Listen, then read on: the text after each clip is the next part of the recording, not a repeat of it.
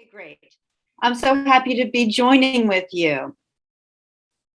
Each of us has a spiritual teacher that was pre-installed by our Creator. And it's the aspect of mind that knows who we are in reality. It recognizes us as Christ consciousness. Think about it. We all have a guide given to us by God, just waiting to be asked. We don't have to be psychic mediums. Some people have teams of spirit guides. I've heard about that. We all have a God-given guide. Now that is customer support. We don't have to wait on hold or wait for a callback. We don't have to chat with a bot. We can turn to our God-given guide 24/7, even on holiday weekends. Our guide is available to interpret everything for us, to inspire our decisions, to show us the loving answer. Only our willingness is necessary to welcome our guide. This spirit will never fail. The name that we use for this guide is not important. It doesn't mind what pronouns we use when we refer to it. The words are not important. Some of us use higher power. For some of us, the name is Jesus or Holy Spirit. Our guide doesn't matter what name we use when we call and answers every call. Our guide is God's answer. The guide is God's answer to our impossible belief that we're separate from love. And it leads us back to the experience of the love that is our true nature. There's a saying, from your lips to God's ears. And that saying is hilarious to me. Think about it. Like we have to tell God what to do because we're so smart. We have to boss around divine love and hope that God, divine love, is listening to what we think we need it to do for us. When we're willing to experience the presence of the love of God that already is, we become receptive. We listen for the messages, the voice, the leadings of the Spirit of love coming through the lips of our brothers and sisters and through our hearts. We all share the love of God, who is our source. Let my ears hear. Let my lips be used. Spirit, put the words in my mouth. Every morning, I facilitate a conference call from 8 to 9 in the morning based on the workbook of A Course in Miracles. And recently, one of the members of that community shared an idea that I would like to pay forward because it really helped me. So I'm giving a shout out to Patrice here. Spirit spoke through Patrice that morning. And because I practice listening for my guide in my brothers and sisters, I was able to hear Spirit speaking through her. I was able to recognize that holiness. And our brothers and sisters might not have any conscious idea what we need to hear, but the Christ in them will speak through their lips to our ears because we all have the same guide. So every morning, I remind myself that we all share the same holiness. All of us, everyone alive now, everyone who has ever lived or who will ever live, shares the same guide.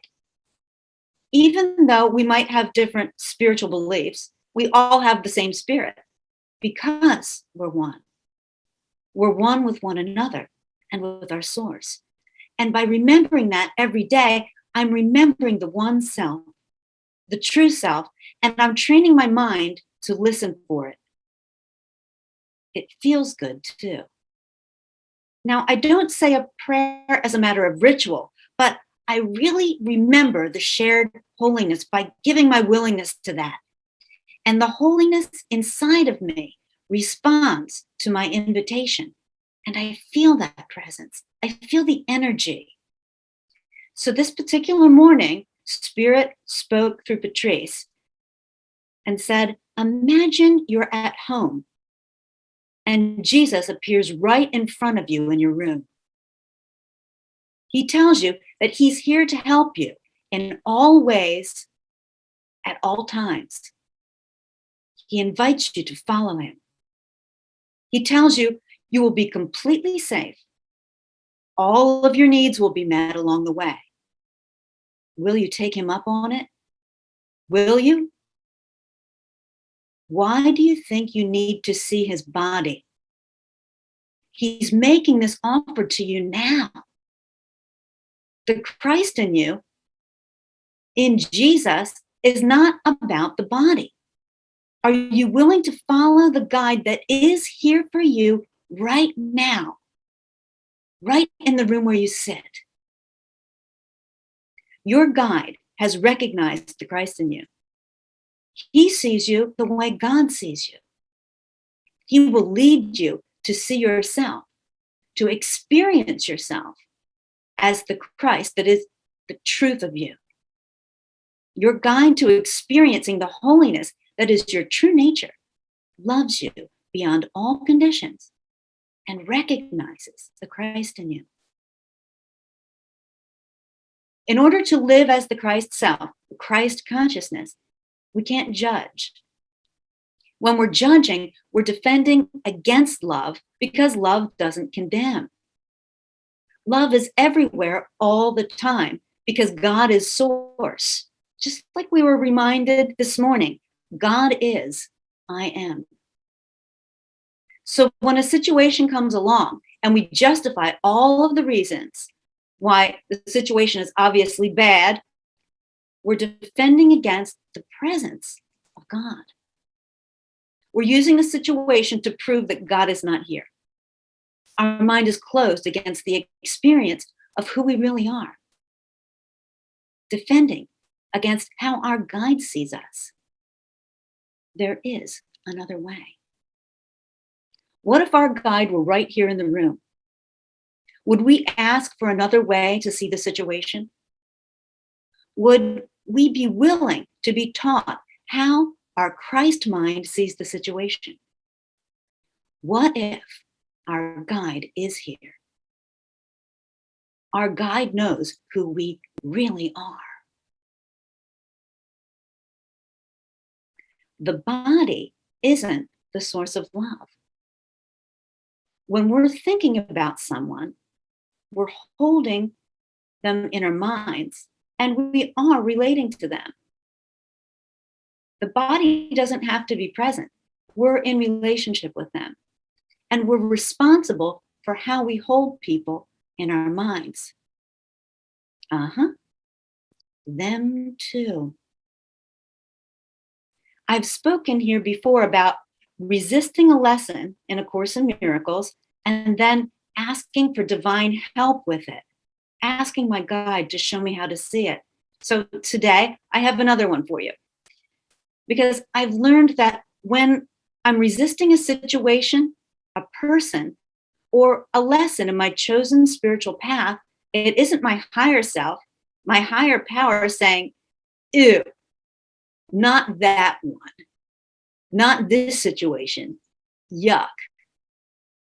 Because love does not condemn. I am love because God created me and God is love. So repeat after me. I am love. Because God created me. And God is love. Love does not condemn. Very good. Now, fear, on the other hand, doesn't like it when love is about to burst forth into our experience. It will interpret through the lens of judgment. Fear will come up with lots of stories and justifications. It will call witnesses and show us the boo-boos. Maybe it will simply show up as resistance.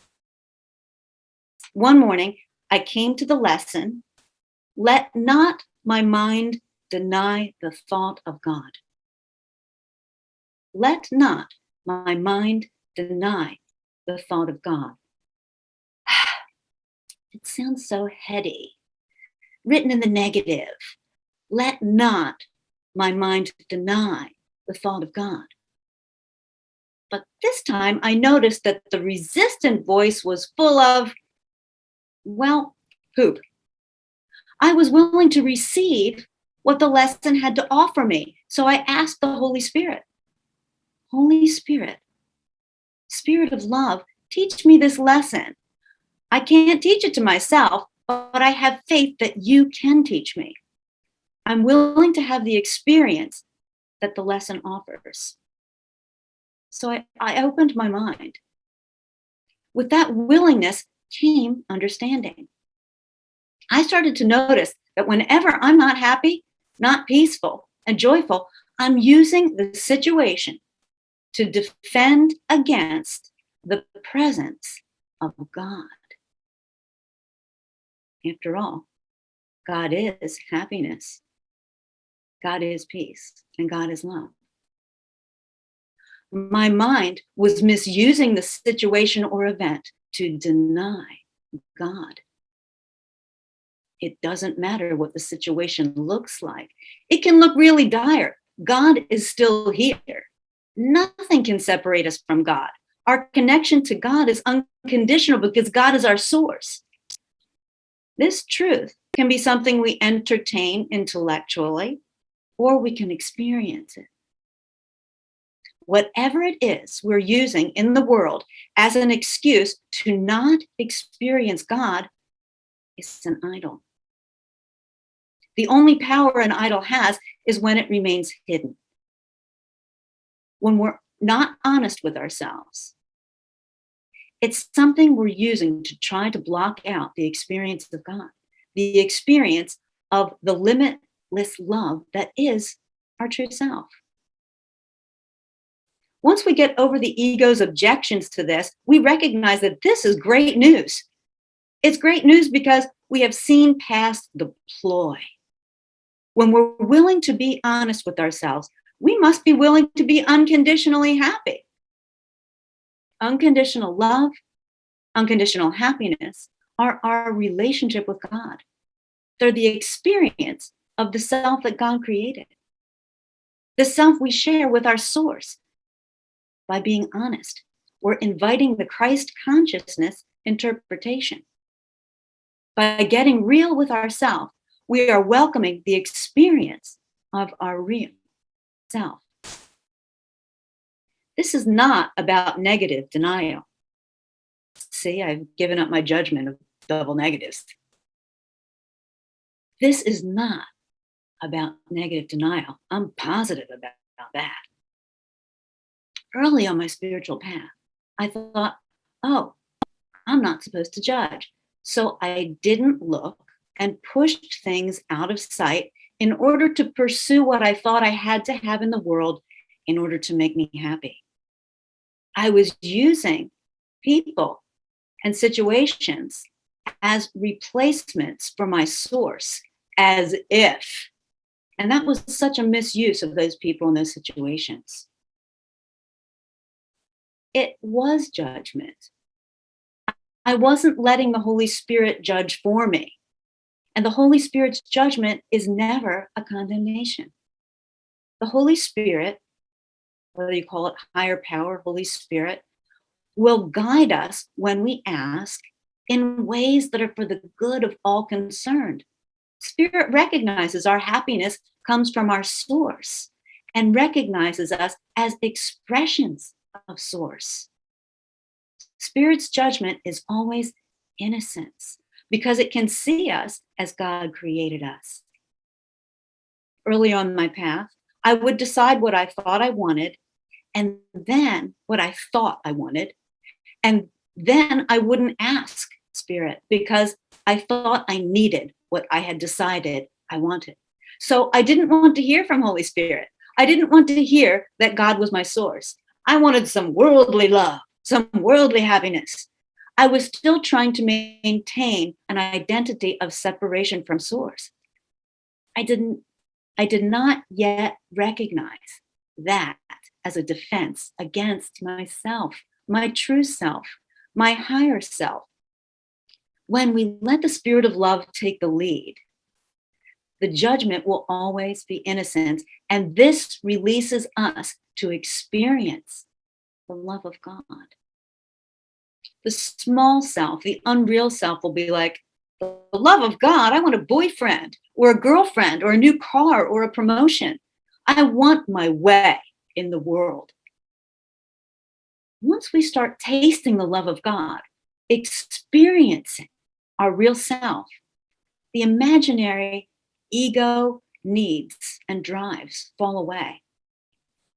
When we begin to glimpse the love of God, we recognize that love is ourself. We experience our wholeness. You are the love of God.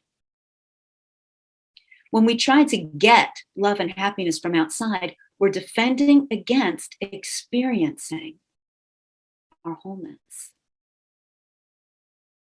The principles of any spiritual path are important to learn, but unless we apply them, they really don't mean anything. We integrate them by letting the Spirit of love, our guide, teach us how to apply them in our lives in everything that arises. Sometimes the ego will try to dismiss a principle by zoning out or criticizing it. Sometimes it will try to move past it by claiming, yeah, I know this. I already know this. By showing up day by day to the teacher given to you by God, your guide, the guide here now, and letting this Spirit guide you, the experience of the love of God deepens into the awakening to the recognition of the true self. And our higher self is our only real self. God didn't create lower selves. God didn't have just one good creation moment. Our bodies are born very small and then develop and grow in size. That is not the way enlightenment works. We don't start out small and then grow up into higher selves. Our true self was created as an expression of God, and there's nothing small about God. It has never changed. Our true self has never changed. What could change God? When we're not living in our Christ consciousness, we're blocking the awareness of ourself. We're denying the thought of God. God thought us up. God thought you up. You are a divine idea. You are the loving thought of divine intelligence. Now, let not my mind deny the thought of God has become my mantra. It has opened something very deep for me. When anything arises for me to forgive, I recognize that I have a choice. As long as I entertain the grievance, I'm in hell, not because of what seems to be happening in the world, but because I'm choosing the world to use as a defense against God. I'm choosing to use the situation to defend against the experience of the love of God. And that is a choice. My guide is right here in the room. And I can choose to follow my guide to experience the presence of love. Pain comes from trying to prove separation from God. And this is so important that I'm going to say it again. Pain, suffering, comes from trying to prove separation from God, trying to deny oneness. God is. God is here.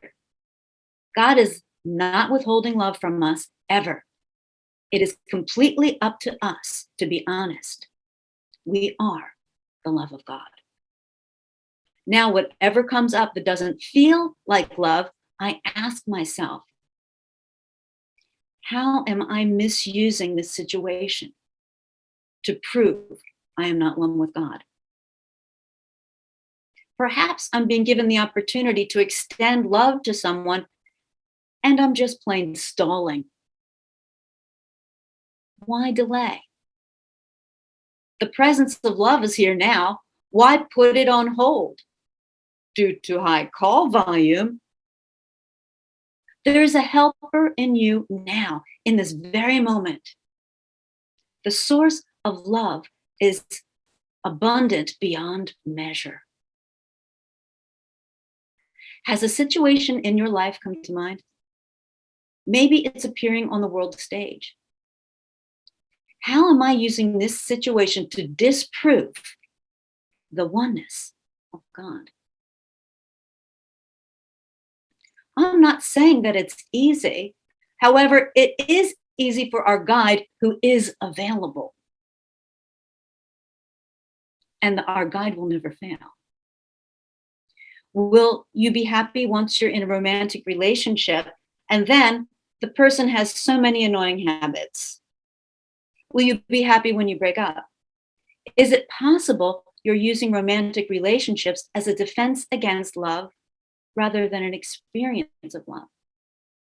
And this can apply to anything because love applies to everything, being everything. And this is not about making ourselves guilty. It's not about analyzing. It's about the mystical opportunity available when we stop and remember. What I really deeply trust is that God is source. God is the source of my life. I share that source with all life. So every door in my mind that I have shut against the experience of that source, that love, love without opposite, eternal love, infinite love, I now allow the doors to open. Will you join me? I'm willing to have the experience of source. Let the light shine in every darkened place. I don't want to defend against love anymore. And by recognizing the problem, it resolves. I don't want to prove I'm separate from love. Do you? Just catching the ego in its tracks snaps me out of it. It's like waking up from a dream. A Course in Miracles says, when you want only love, you will see nothing else. To ask love to lead is asking, show me the love here. I'm willing to recognize it. Love is here already. I am asking to be shown the loving perception. We don't have to do anything to experience divine love. Our part is to be willing to stop blocking the experience. So let's close our eyes.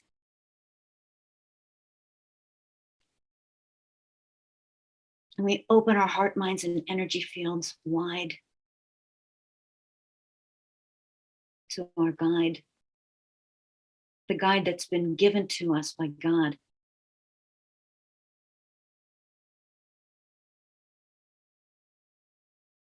That spirit of love that we all share with one another.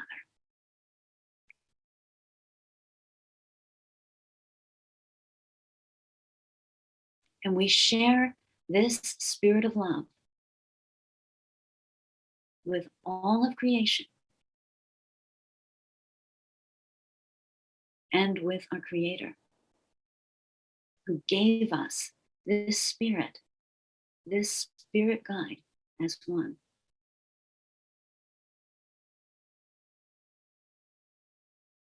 And we call to mind any relationship in which we've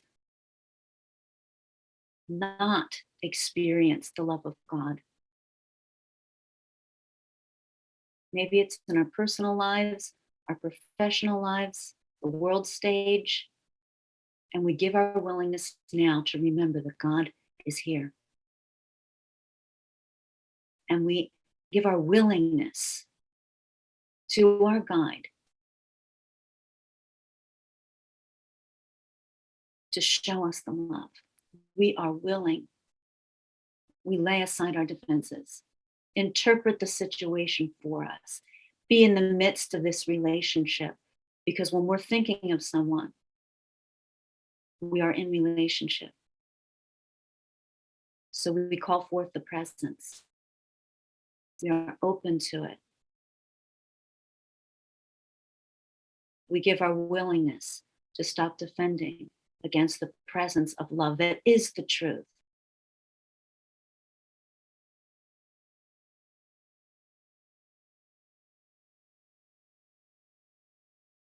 Let the light of love shine forth in this situation, in this relationship. Let the presence of God be revealed.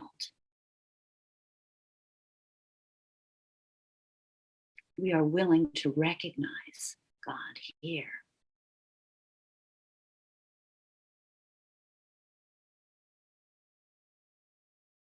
And we're giving our minds to the highest use of us, the highest use of us in this very moment.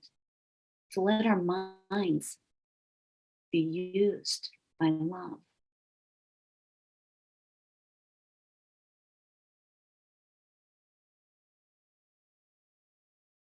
To let the light shine through all of our perceptions. And we give our willingness to let our guide interpret everything for us. And by this willingness, we're giving our willingness to see the loving interpretation, the joyful interpretation, the peaceful interpretation. And this is our willingness to experience peace, to experience joy, to experience love. And we recognize this is our willingness to experience God, our source.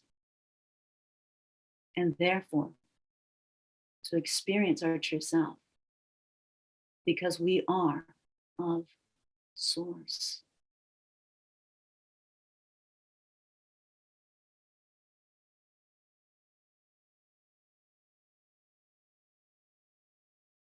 And we'll sit with this for a moment.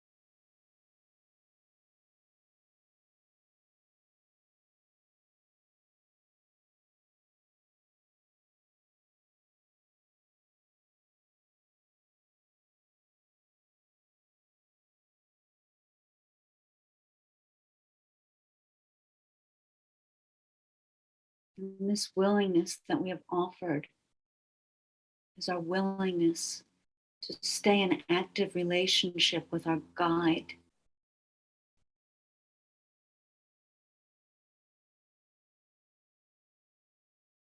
To follow love and to let love lead. Thanks be to God. Amen.